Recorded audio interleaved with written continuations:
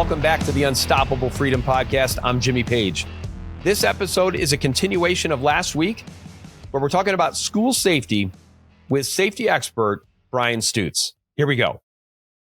Well, it's interesting you say that, because, and let's pivot to that a little bit, because I think this threat assessment is something that parents, no matter what their relationship is with the school board, they can demand a threat assessment, right? I mean, at a very minimum, we should have a full understanding about the vulnerability on our campuses. Where are our areas of vulnerability, and what are we going to do about it? Because once you do that threat assessment, and let's talk a little bit about some of the components of a threat assessment, because you helped me develop something. We actually published it in the Christian Post.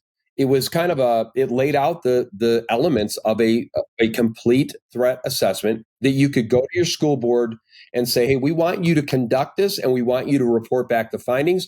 And then we want to have a comprehensive plan about what we're going to do. What are some of the things that you would consider in a comprehensive threat assessment for that school to keep kids safe? So let's back up. Yep. Two things to that. For one thing, they're going to have a hard time making it public, because if you make it public, then you're showing all of your exposures, right? So you may have issues with that, but you definitely can go in and request when was the last threat assessment done on each campus and who was it done by. You don't want it to be done by the local law enforcement. No offense, but they're the guys responding. They can't look at it objectively because they're there all the time, and they're not going to see things that a third party like myself, APG, anybody else would see if we come in. Some things that we look for immediately is, obviously, we're looking at external, because again, we're looking at creating time and distance. So doors, front, side, rear doors, glass, what's construction material? Are they bullet resistant? Do they have film on them? What's the access level? Are the doors hard locked? Are they hard locked at a certain time? Where are cameras at? How are cameras monitored? You can have the best cameras in the world. You can have 360, 720 coverage, but if you're not actually monitoring them 24/7, you have a problem there. Yeah. And that's a lot to monitor. That's a whole lot. There is some technology out now that will recognize a gun or something that may look like a gun on a body in a CCTV system, and it will alert. But it's pretty expensive, and it's pretty new. It just came out last year, year before, I think. But you want to look at physical. Again, we're looking at slowing down the attacker, assuming they're coming from the outside in. And real quick, Stutes, why is that important? I mean, my understanding is even if you have a good relationship with local law enforcement, it still takes them time to get the call and respond to the call. Is there an average? I mean, I think there's a wide range of averages depending upon the. 5 minutes probably is. I mean, in some states. Go ahead. How many minutes? 5 to 7. 5 to 7 minutes. Yeah, let's just say 5 minutes. Like best case scenario, if there's not an officer on site. Now, even if there's an officer on site, let's say you've got a large campus. Let's say you have a large 2-story campus. You have a single SRO working that. What is the response time for that officer? And now I'm going to upset some law enforcement, and I'm sorry. Some of my best friends are officers, but let's stop making school posts, being an SRO, a retirement station. Old, fat, lazy. I'm telling you right now, those are 3 things I don't want coming to save my kids. Yet, let's look at not only just, there was a study, it's been years ago, I think it was 2014, 2015. FBI did a study, 80% of law enforcement were obese. I'm pretty sure it's worse at this point. Not counting your tactical units, talking about investigations, street crimes, things like that. I mean, investigations, patrol officers, things like that. Specialized units tend to have a higher physical preparedness and training. But look at a lot of your SRO posts, your school resource officers, they are retirement guys, retirement age guys. And that's great. They love the kids. They're wonderful with them. But if you have to go up a flight of stairs and run 300 yards to get to a shooter, is that the person you want going? Probably not, And so even on site, your response time, let's say it's 3 or 4 minutes. Yeah. It's a long time. It's a long time. A lot of kids dying, and not just kids that are dying, and kids or adults are dying immediately from gunfire. You have to look at what's going on after the fact. So even once you terminate the threat, you eliminate the shooter, you still have to go back and fall into that medical role. And because EMS isn't coming in, you still have a very hot scene. And EMS, unless you have tactical medics, and a lot of communities don't, they're not coming in. They're staged outside in a green or even a yellow zone. They're not coming into that red zone. So people are still bleeding out. We saw it in Uvalde. Kids were dying. A little girl called, I think 40 some odd minutes after the attack started, called from her classroom, from the adjoining classroom from where the shooter was, begging the 911 dispatcher to send police because her friends were dying. There were still viable lives in there to be saved. And then the cowards stayed at the end and they wouldn't go in for another 30-something minutes. It seems to me that, just logic, right? You don't even have to be an expert in this area. It seems to me that we need trained personnel on site in multiple locations so that we can respond efficiently and effectively, because time is not our friend. The longer this goes, the more damage is done. It seems to me that if I was in charge of the school security, I would have obviously we would harden the target from a physical standpoint, but then from a personnel standpoint, you would have people able to respond to both the physical threat and also the ongoing medical problems that you're going to face in various locations, especially on these big campuses where you've got multiple buildings and you could have to travel quite a distance to help people. It just seems to me that there's some obvious things that we should be doing. So a lot of the schools have moved to the Stop the Bleed program. We're Stop the Bleed affiliated. We generally do more of a TECC, similar to a TCCC course. We try to do an 8-hour course because we want to get people more. We don't want to give them just 2 hours, 3 hours. We want to give them more, and we all want to run scenarios so they understand. And they need to understand the March algorithm, the massive bleeding, the airway, the respirations, what's going to kill them first based on evidence-based medicine and research, things we can prove. How do we need to take care of this? How do we need to prioritize it? Some schools are doing well with that. The problem is they give them that, but then they don't give them the tools to fix it. They don't have blowout kits. They don't have IFACs in every classroom. This is in a case, but we build IFACs, and we have clients, we have parents that actually buy these and give them to their teachers now. I'm not trying to sell anything to anybody. I don't care who you buy it from personally, but vacuum sealed. This has got 2 tourniquets. It's got a double chest seal. It has got an Oleus bandage. It has everything you could possibly need. It's amazing. Synthetic gauze, regular gauze, has everything you need to treat multiple patients. And honestly, they're, let's say, $140. And it has a 5-year shelf life. That's right. Well, and then you give them the training for how to use this equipment. I mean, that's the key, right? The key is to have. Every classroom should have one. Every classroom. Exactly. I buy it for every classroom, because if I give you all the training, if I train you to be the best gunfighter in the world, but I don't give you any bullets, you've got a paperweight in your hand and it's useless. All that training is useless. If I tell you how to stop the bleed, I give you all this training on tourniquets, wound packing, chest seals, but I don't give you the tools to do it, then what the Yeah, exactly. I mean, it's stupid. But that costs money, and that's where they don't want to go. They don't want to keep spending this money. It's not sports. It doesn't get votes. They don't want to do it. And this is where we all get a little crazy, right? Because we're spending so much money around the world, which is hard to even justify. And we won't take small resources around the country to harden these targets and protect our kids.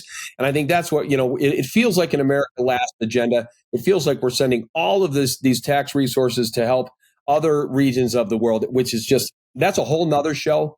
And we do carry on that. But yeah, active shooter response training should not be a once a year, one and done. We do fire drills.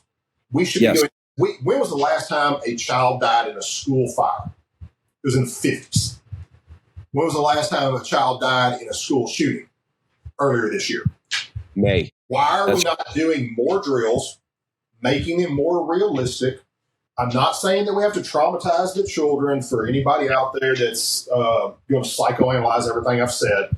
Yeah. But there are ways to do this and to conduct it in a manner that it stays in the front of our mind. Yes. It's the same thing with law enforcement.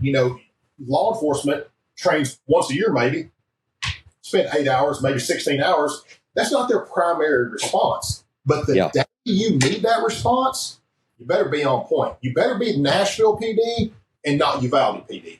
Yeah, that's right. And the funny thing is, Uvalde is just trained through Alert, through one of the FBI recommended federally funded training groups. And Alert does a lot of good stuff, but they're very cookie cutter. It's very institutionalized.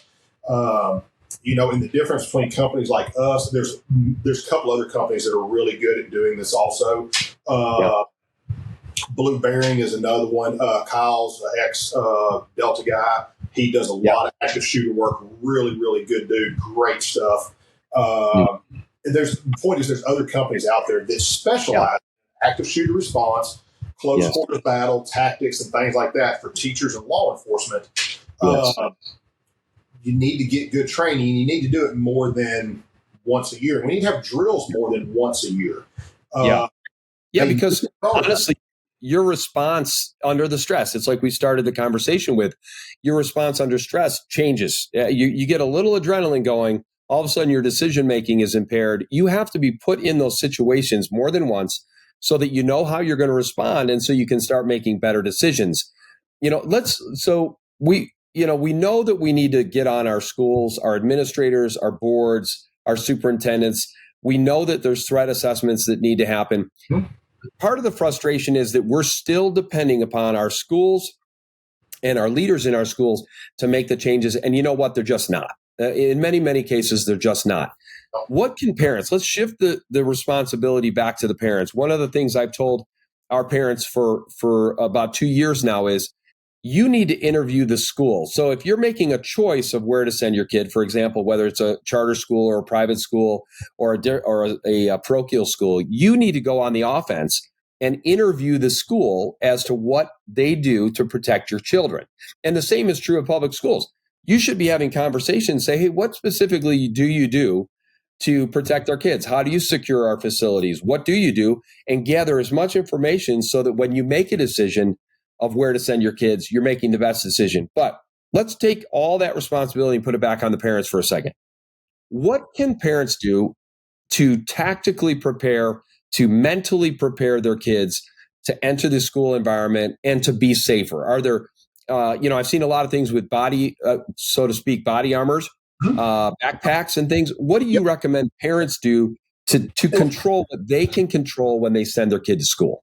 So the school aspect, obviously, yes. Go in there and ask the tough questions and ask the principal, ask the teachers during a teacher meeting, a private meeting, hey, what is y'all's emergency action plan? What's y'all's EAP? I don't need complete details, but I want to know, what are we doing, or what is your plan if there's an active shooter that comes into this campus? How are you keeping little Johnny and little Susie safe? Because that's real important too. Yes. And they should be able to tell you. And teachers will be more apt to either tell you or go, man, we really don't work on this much. You'll read. If they stutter and go, I promise you, ask them, what if there's a fire, what do you do? Well, we do this, this, and this. So start there. You can kind of gauge what their response is going to be and how well your child's protected. We actually are a shot stop ballistics body armor dealer. We do a lot of the law enforcement in this area, in other states also. But as a matter of fact, I just set this out. We're starting to put these out for teachers. It's a really inexpensive plate carrier. It has ballistic plates front and back. They're rifle rated. It's got pockets, throw tourniquets in there, something that literally can be Velcroed off and on. It can be put in a backpack. Nobody sees it. If there's a shooter, throw it on, Velcro it, and get your kids safe. They're not cheap. They are expensive. It's relative. There's a 15-year warranty on the plates. I guess it depends on what your life is worth. You know, if $800 over 15 years, that's not much money for an insurance policy. Some people it is, though. The shot stop also makes the backpack inserts. I don't. I've got one, but it's in the other room, in the storeroom. My daughter was a cheerleader at University of Houston, and she had one. Nike sponsored them, gave them all their stuff. In every one of her backpacks, there was a ballistic sleeve in there.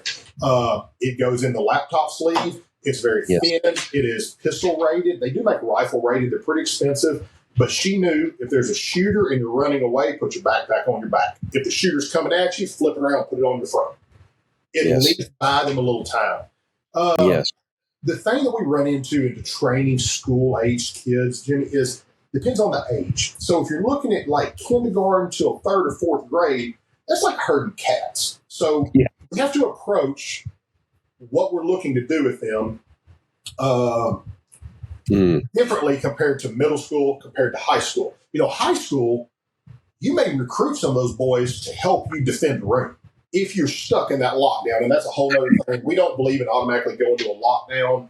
I think that they've put out such a linear progression. The whole run, hide, fight, which is pretty antiquated these days. Now it's avoid, deny, defend, alert puts out, that's not bad. What's your formula? Stutes, what's your formula? What do you recommend? We use move, evade, attack. And we could go in deep into this, but basically what we're trying to do is when we say move, we're trying to do one of two things. If you're in the immediate vicinity of an attacker, that means move, get off the X. The X being, this is the dangerous spot. This is where I am going to die. I need to get out of here. Or move is, let me get my brain working because I just froze under fight, flight, or freeze. Most people are going to freeze. Move is to snap, get my brain moving. If you tell somebody to run and they run, and I forgot who it was. Somebody had said this a while back in an interview I saw.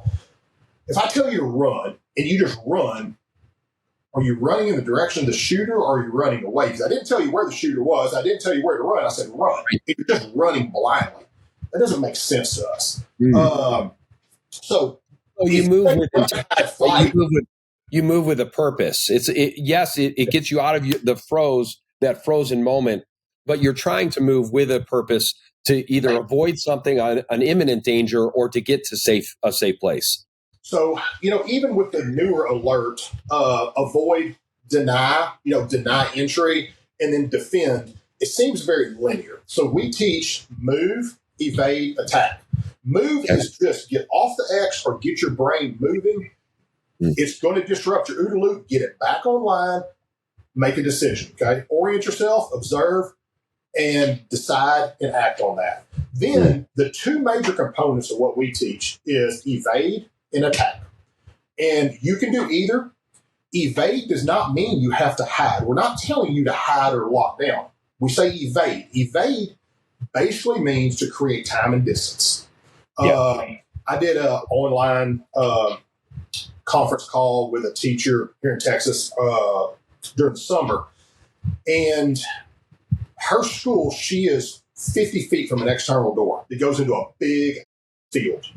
And actually in the field, I would put a assembly area and put aeromedical LZs out in this field if I did their EAP.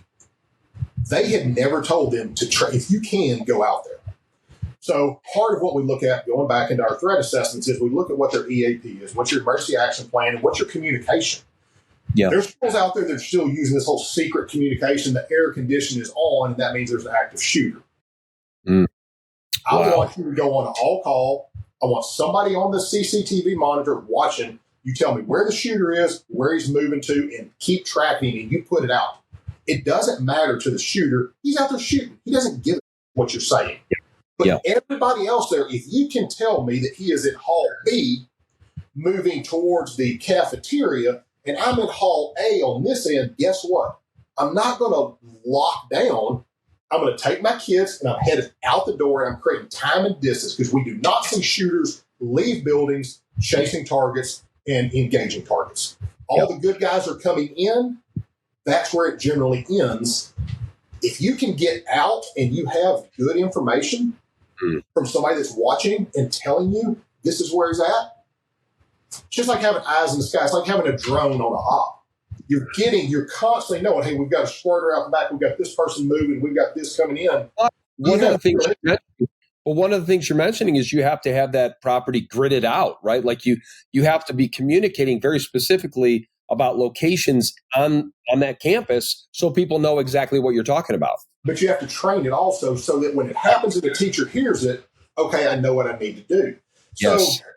So back to our evade. Evade may mean you need to get into your room, lock that thing down, and get ready.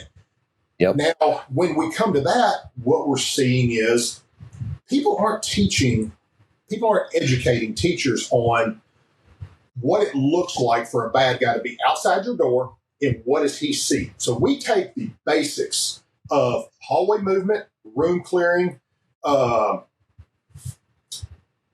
we reverse engineer that for the teacher. So we are teaching them angles and distance, the same thing we teach in basic CQB, but how to use that at their advantage. So if you have a door that opens from the right side and it opens this way, and it's a corner-fed door, and you have a small space behind the door, which you generally will, a little offset, you have a wall, and you have a long wall. Well, they're putting kids just out here. Well, when I open the door, I've got a shooting gallery. Yeah. If you understand angles and distance, and we can pull a string line and show you if I stand at this door, I have to open it from this side physically. I'm the bad guy. When I open it, this is what I see. Those kids need to be in what we call a dead space or an unknown space, right? Yep. So we actually go in and we teach teachers how to read a room and how to use that for their advantage. Okay? Mm-hmm. So when they do open that door, and then where's the best place to defend it? We'll have teachers that have an offset door like that. So basically imagine the door's here. So here's the door. Yeah. Hinge is on this side. The door opens outward. The latch is here. They open it up, and it's a corner-fed door. You've got a 12, 14-inch, 16-inch space here. They got that cluttered with stuff in their classrooms. So what we tell them to do is clear that out. Clear that out. Take a piece of take a scissors, anything like that, and put it high where the kids can't reach it. That's where you're going to fight. Because when they open the door, you're going to grab those scissors and attack from right there. Wow. You're the only thing stopping them from getting in, right? They can't see anything. The kids are over here in the unknown or the dead space. So, but people aren't teaching this, and I don't understand why, because to us, that is just, if you understand tactics, you understand basic room clearing, you understand angles and distance, you understand dead space, known versus unknown, we should be teaching that. And I think that goes back to the one-size-fits-all that some of these government-funded companies and agencies are out there doing. It's not that they're doing bad, but they're not going in and saying, hey, let's go look at this room. Everywhere we go, we'll have teachers go, come show me, come look at my room. I want to see something. We take a teacher there, and we walk in that room, we cram them in, and they go, what would you do? And we go, what would you do? And then we show them what we advise. And generally, there's going to be some furniture moved around, and they're like, nobody's ever told us this. Yes.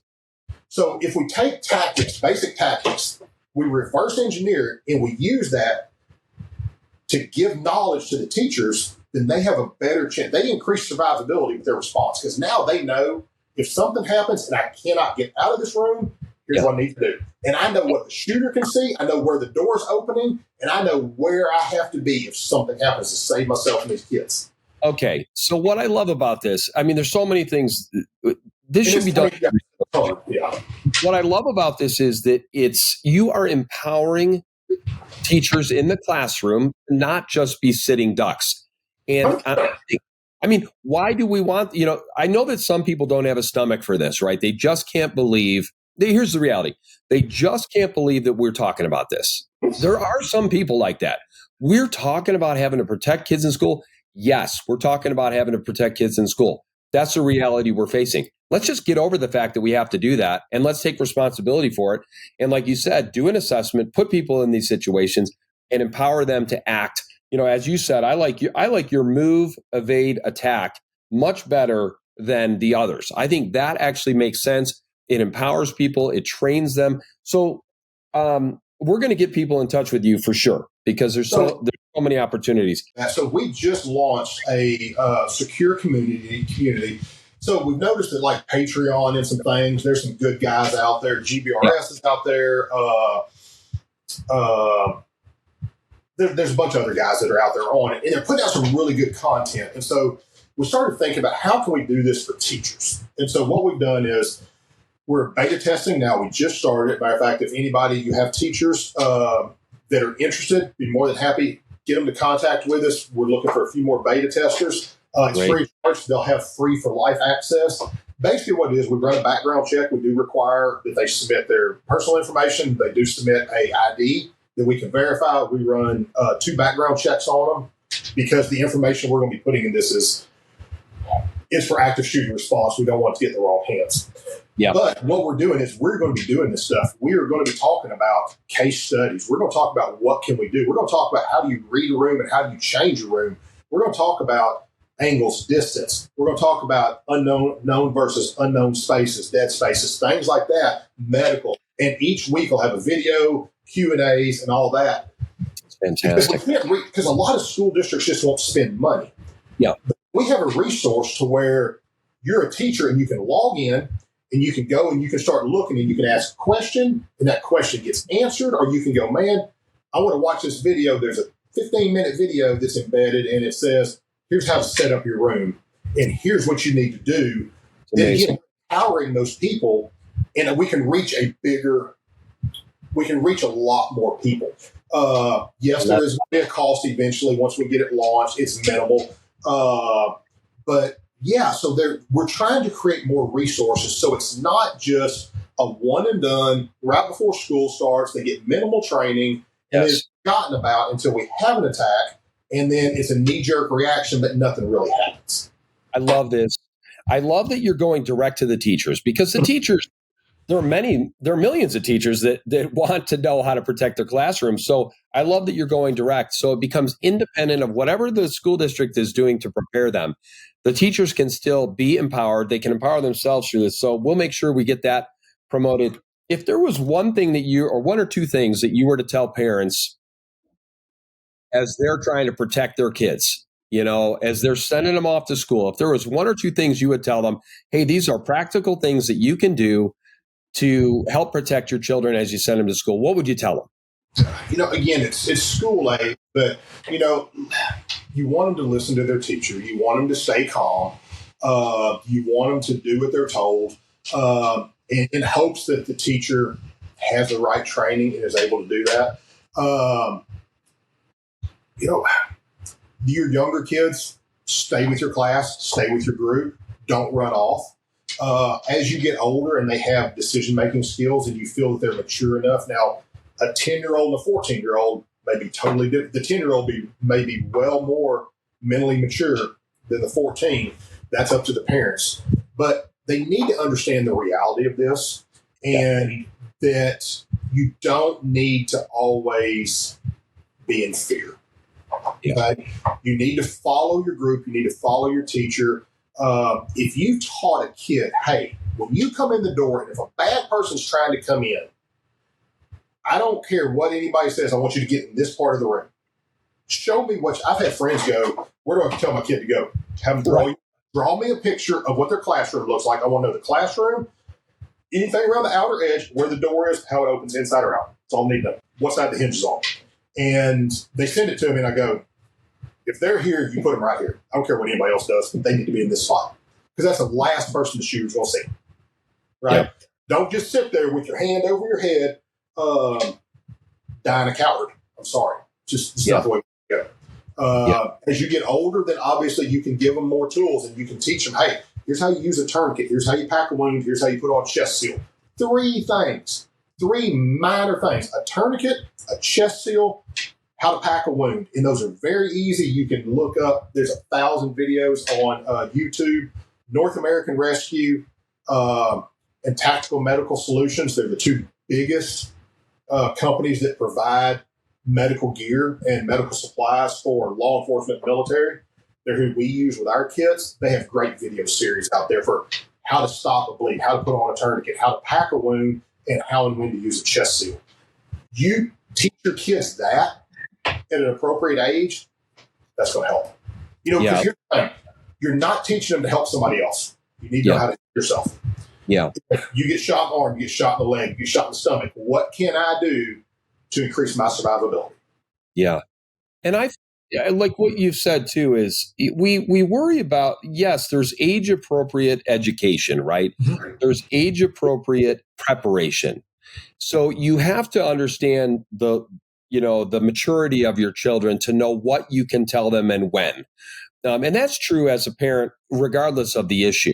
Right. But I do think there's tremendous value to giving them tools and capability so that they can handle a situation. It actually gives them confidence and it makes them feel more capable.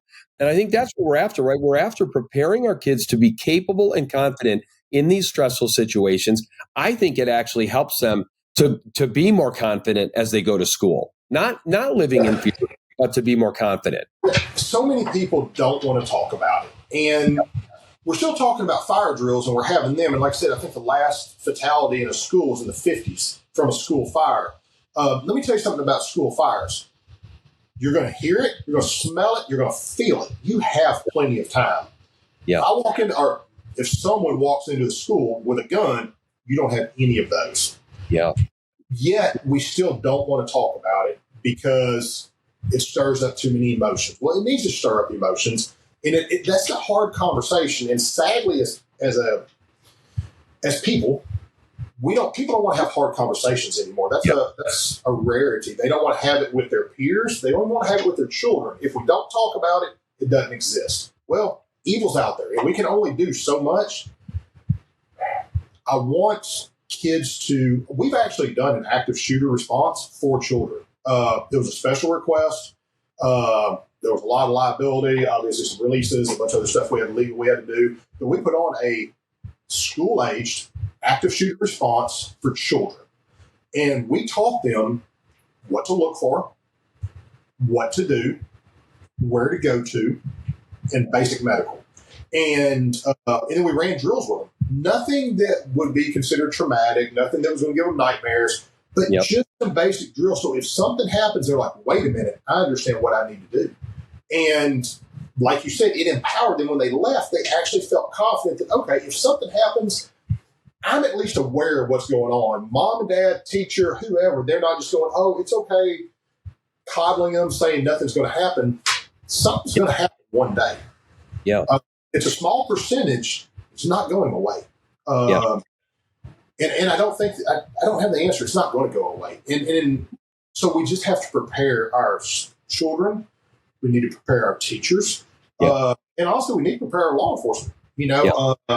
So again, quit making it a retirement station, guys. Like this is not a popularity contest. If I had my way, you'd have nothing but SWAT operators and ex-SF guys in there working.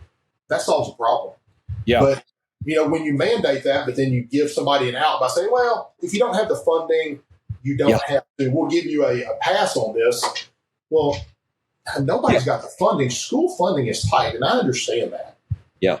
But, when you're spending $400,000 a year on athletics and you're spending barely anything on security and on training, there's a problem there.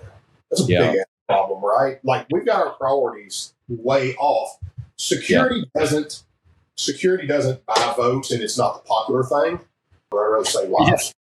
Yeah. Exactly. And I think that's a great spot to end. Be prepared. Let's prepare our teachers. Let's prepare our students. Let's prepare our parents to understand. And let's get people empowered to do something in the event that something goes wrong at their school. So, Brian, thanks so much, man. Thanks for joining us. We're going to have all your contact information in the notes, and we'll get people in touch with you for sure, especially for these threat assessments and to help us to harden these targets. Absolutely. I look forward to it. It was good talking to you. Thanks, my friend. Bye, bud.